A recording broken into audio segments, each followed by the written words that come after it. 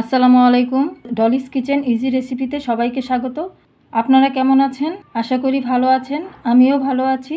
বন্ধুরা, আজকে আপনাদের আমি কাঁচা পেঁপের ভর্তা করে দেখাবো। আমি যেভাবে ভর্তা করে দেখাবো আজকের, এভাবে ভর্তা করে খেলে ভর্তার স্বাদ অনেক গুণ বেড়ে যাবে।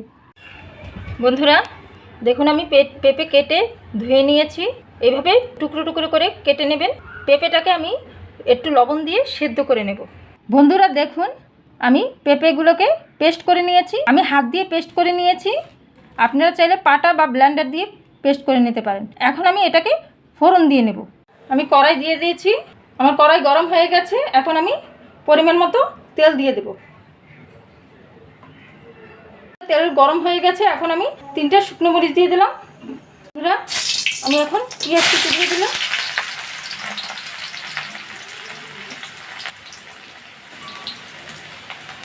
সাথে রসুন কুচি দিয়ে দিলাম।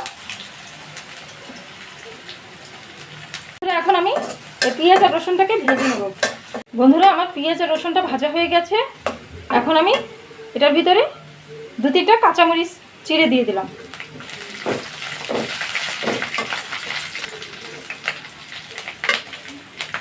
বন্ধুরা, এখন এই পেঁপে পেস্টটা দিয়ে দেব।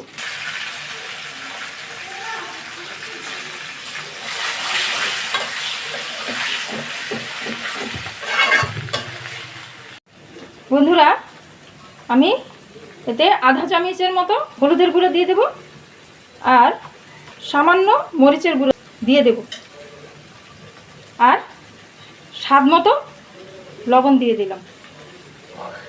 এখন আমি ভালো করে এটাকে মিশিয়ে নেব। বন্ধুরা, 10 থেকে 15 মিনিট এভাবে ভাজতে হবে। বন্ধুরা, বাজারে এখন সবসময় পেঁপে পাওয়া যায়। পেঁপে আপনারা অনেকভাবেই খেতে পারেন। রান্না করে, ভর্তা করে, মাংসের সাথে খেতে পারেন। মানুষের শরীরের জন্য পেঁপে অনেক উপকার। পেঁপে হজমে সাহায্য করে, ডায়াবেটিস ও কোষ্ঠকাঠিন্য দূর করে। আমি ভালো মতো নেড়ে চেড়ে 15 মিনিটের মতো এটাকে ভেজে নিয়েছি। পেঁপে ভর্তা হয়ে গেছে।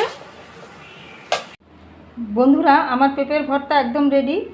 বন্ধুরা, যারা পেঁপে খেতে পছন্দ করেন না, এভাবে ভর্তা করে দিলে পরিবারের সবাই পছন্দ করবে।